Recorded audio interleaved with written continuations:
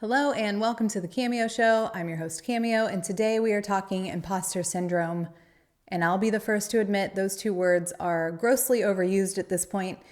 And if you're like me, you're kind of tired of hearing them. However, they are real. Imposter syndrome is real. It is a universal feeling. And on this podcast, we talk about the depth of human experiences and emotions. And so imposter syndrome falls into that category.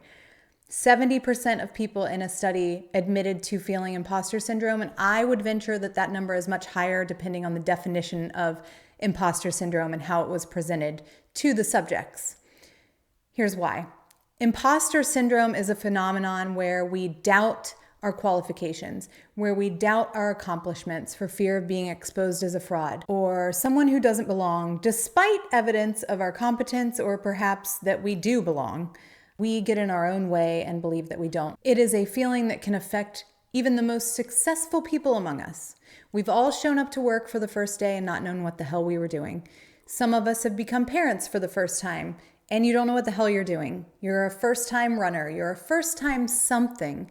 And you feel this uncertainty about whether you belong.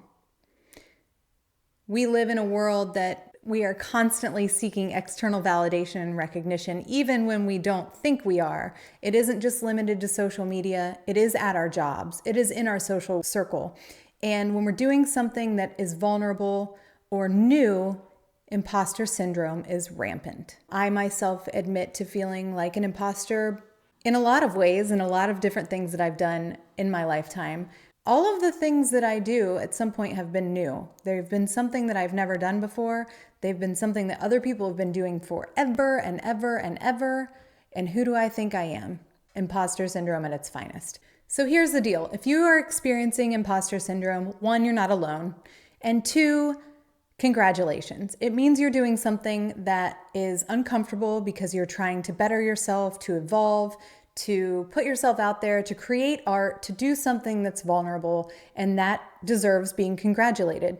If you aren't, I encourage you to go try and experience some imposter syndrome because it means you're trying to move the needle. It means you're pushing yourself outside of your comfort zone.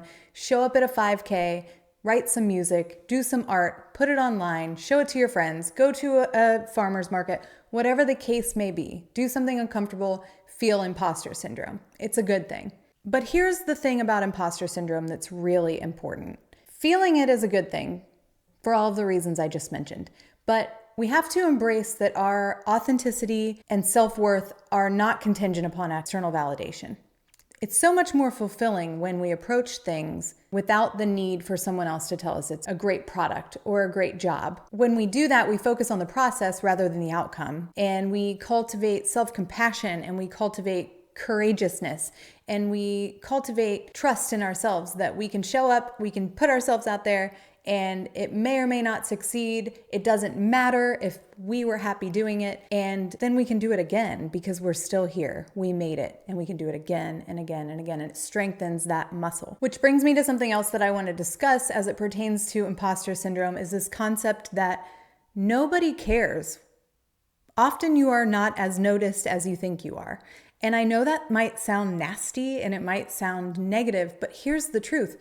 It's a positive thing. It can be negative if you're telling yourself nobody cares and you're putting yourself down and it inhibits you from moving forward.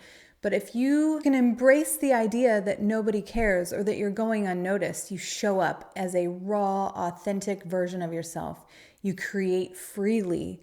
You find your truest self unencumbered by the expectation of others. Being unnoticed can be liberating.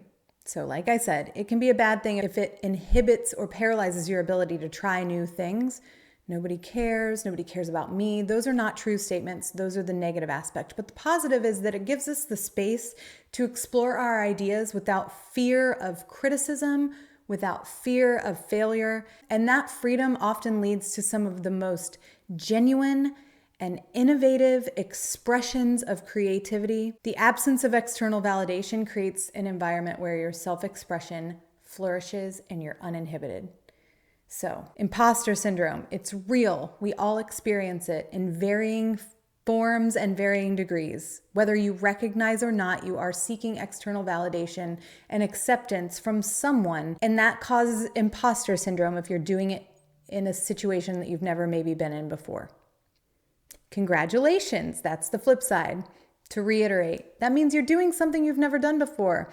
And isn't that what life is all about? Challenging yourself, stepping outside of your comfort zone. With that, this concept that nobody cares and that you're unnoticed is freeing if you let it be. We get so attached to our art, we get so attached to our status, we get so attached to the validation and the work that we put in that it can be discouraging when nobody cares. But ask yourself, if I were worried about pleasing everyone else, would I be doing this thing that I'm doing? Would I be showing up in my life for myself in the way that feels the most real and raw to me? Something to ponder. Imposter syndrome. Think of ways that you experience imposter syndrome and think of ways that you feel that nobody cares or being unnoticed could be liberating for you. Write them down and go, because I promise you it will make you feel alive. That's it for today, y'all. Just a quick episode on perspective of imposter syndrome and this idea that nobody cares. Embrace the flip side. Like we talked about on an episode about comparison, if we can take these things that are often classified as negative and find the positive, acknowledge the negative side of them, but find the positive aspect of them, we can use them as tools. We can use them to our advantage. Share this with someone who might be experiencing imposter syndrome or who may feel like no one cares about their creations or no one's paying attention to all of the work that they're doing, as a way to encourage them to continue going, that they're on the right track. You can even add congratulations to that message for them because honestly, they deserve it. Fortune favors the brave. Being brave is what life is all about. Go be brave.